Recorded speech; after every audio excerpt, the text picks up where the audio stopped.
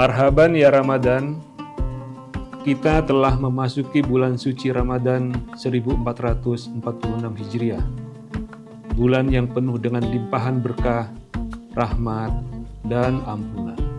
Bulan ini adalah momentum yang sangat berharga bagi kita semua untuk membersihkan hati, pikiran, dan perbuatan.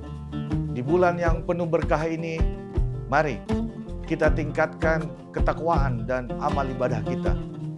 Menjalani bulan puasa dengan penuh keikhlasan dan kesabaran. Kami segenap jajaran komisaris, direksi, dan karyawan PT Semento Nasa mengucapkan Selamat menunaikan ibadah puasa Ramadan 1446 Hijriah. Wassalamualaikum warahmatullahi wabarakatuh.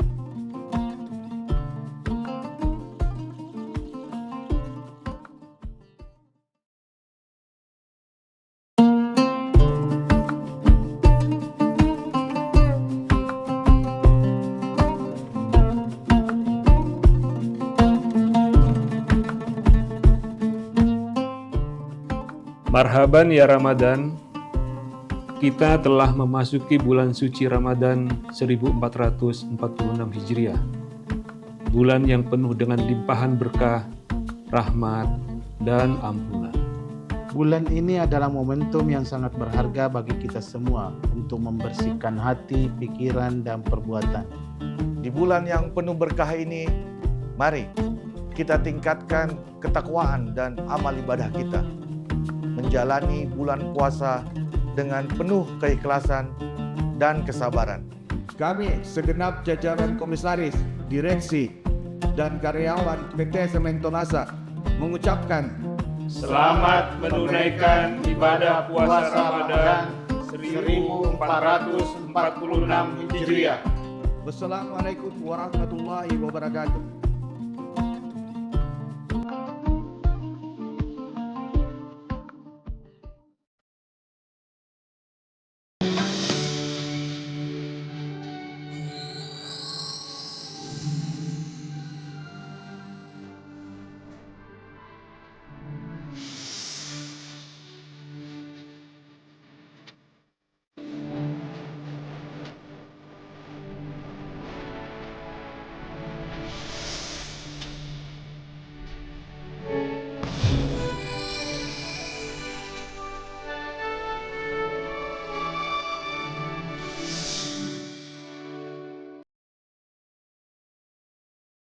Assalamualaikum warahmatullahi wabarakatuh. Selamat sore Tribuners dimanapun Anda berada. Alhamdulillah kembali kita berjumpa tentunya dalam syiar Ramadan 1446 Hijriah. Dan tentunya pada hari ke-23 Ramadan kali ini insya Allah kita akan kembali mendengarkan ceramah yang akan disampaikan oleh Ustadz Dr. Kamarudin Mustamin MPhilI selaku dosen Fakultas Usuluddin dan Filsafat UIN Alauddin Makassar. Assalamualaikum, selamat sore Pak Ustadz. Waalaikumsalam warahmatullahi wabarakatuh. Iya, gimana Pak Ustadz memasuki hari ke-23 kali ini sendiri, kabarnya gimana? Alhamdulillah selalu bersyukur. Alhamdulillah. Sesuai dengan tema kita. Oke, Pak Ustadz sudah menyampaikan nih kalau tema hari ini kita akan membahas tentang rasa syukur dalam tema ceramah hari ini. Untuk itu langsung aja saya persilakan Pak Ustadz. Ya, makasih Mbak Susan. Assalamualaikum warahmatullahi wabarakatuh. Waalaikumsalam warahmatullahi wabarakatuh. Alhamdulillah. Alhamdulillahilladzi arsala rasulahu bil huda wa dinil haq liyuzhirahu 'ala dini kulli wa kafa billahi syahida wa kafa billahi alima wa kafa billahi wakila. Para pemirsa Tribuners yang dimuliakan Allah Subhanahu wa taala, pembahasan kita kali ini tentang syukur. Jadi syukur lawannya adalah kufur. Di dalam Al-Quran surah Ibrahim ayat 7. La in syakartum la azidannakum wa la in kafartum inna azabi lasyadid. Jadi rumusnya kehidupan itu, kalau kita pandai bersyukur kepada Allah, la azidannakum, Allah tambahkan nikmatnya. Tetapi justru sebaliknya, kalau kita kufur, kita ingkari nikmat Allah, inna adabi lasyadid, kata Allah, sesungguhnya azabku sangat pedih. Nah, syukur ini harus ada 3 hal yang harus menyertainya. Yang pertama, disertai dengan niat. Karena kata Nabi, innamal a'malu binniyat. Yang kedua, disertai dengan ucapan. Ada rezeki, dia ucap alhamdulillah. Naik jabatannya, alhamdulillah, bersyukur.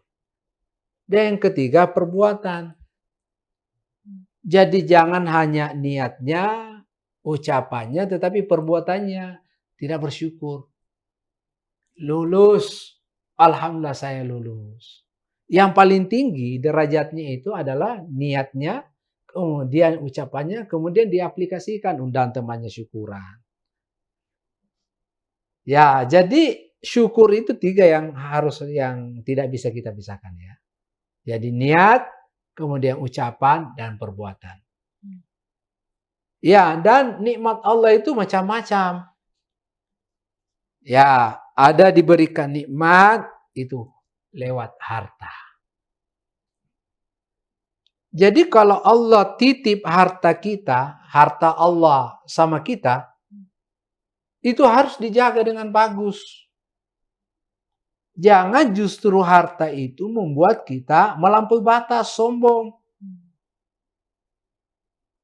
Karena memang dalam Al-Quran, innal insana la yatgha, ketika manusia dikasih posisi kelebihan, la yatgha, ada kecenderungan melampaui batas.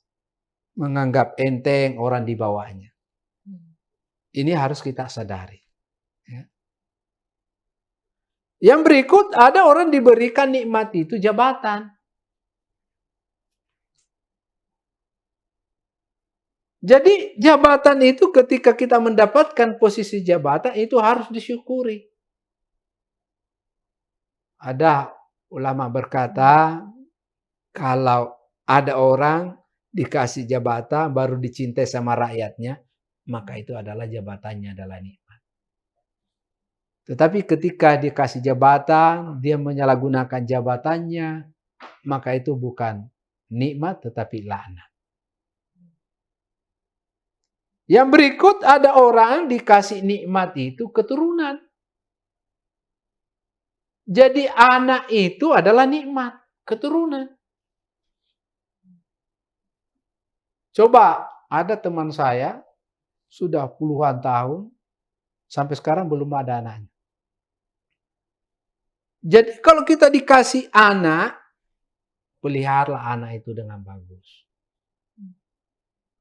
Sekolahkan mulai TK, SD, SMP, SMA, masuk perguruan tinggi, sampai dapat pekerjaan, sampai menikah. Baru kita keluar dari tanggung jawab. Ini harus dipelihara.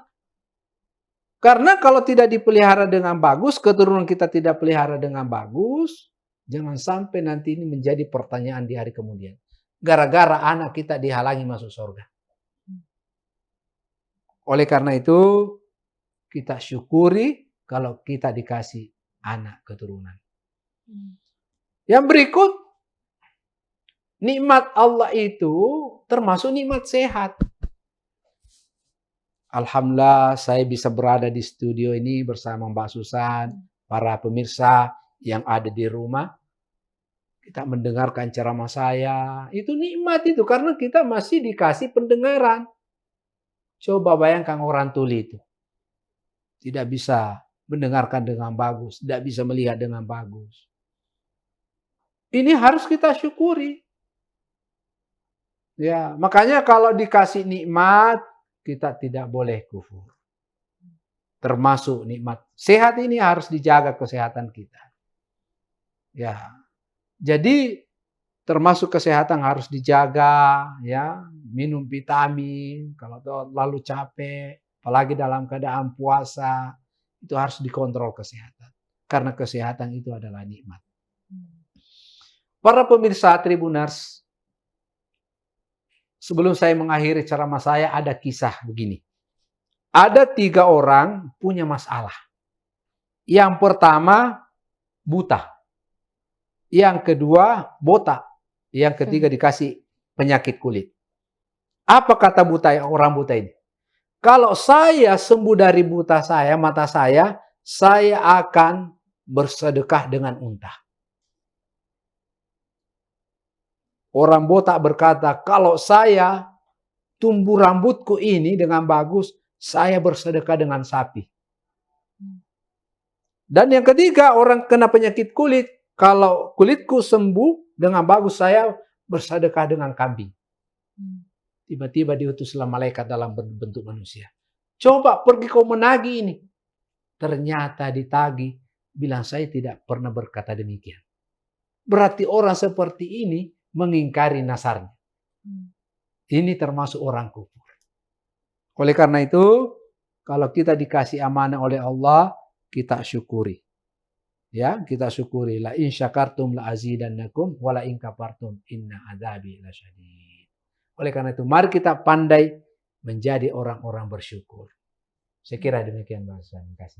Baik, sama-sama Pak Ustadz. Dan juga tentunya Tribuners, jangan lupa atas segala yang telah kita raih, atas segala bentuk nikmat yang diberikan oleh Allah Subhanahu wa taala, kita harus senantiasa untuk bersyukur atas itu. Jadi jangan buru-buru berbangga diri ya, Pak Ustadz. Jangan lupa seluruh nikmat yang diberikan kepada kita itu tak lain dan tak bukan adalah rezeki dari Allah Subhanahu wa taala. Maka dari itu jangan lupa untuk berterima kasih dan juga tentunya bersyukur atas segala yang telah kita dapatkan hingga hari ini. Terima kasih. Saya kira ada lagu Mbak Susan, syukuri apa yang ada. Ya, syukuri apa yang ada. Jangan ada apanya. Jadi memang kita harus menyukuri apapun yang telah kita terima dan kita raih dalam kehidupan kita sehari-hari. Terima kasih banyak Pak Ustadz sudah bersedia untuk membagikan ceramahnya pada hari ini. Terima kasih banyak juga untuk Tribuners yang masih setia menyaksikan Syiar Ramadan 1446 Hijriah di episode kali ini. Saya Nisa Suzan dan seluruh rekan kru yang bertugas pamit undur diri. Assalamualaikum warahmatullahi wabarakatuh dan sampai jumpa.